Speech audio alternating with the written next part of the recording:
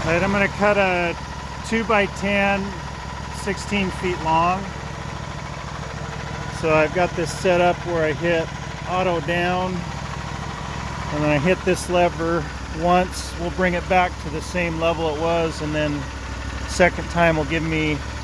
1 9/16 inches to the bottom of the blade, so it should be about 1.5 inches.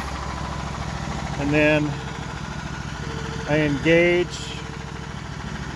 turn the blade on, and start the speed forward.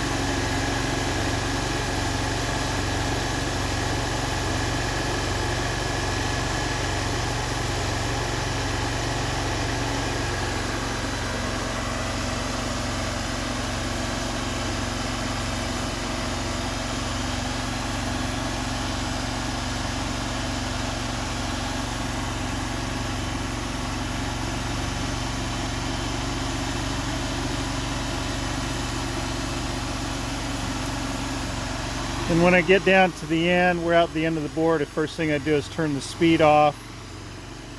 turn the blade off, put it in neutral, and then I'll hit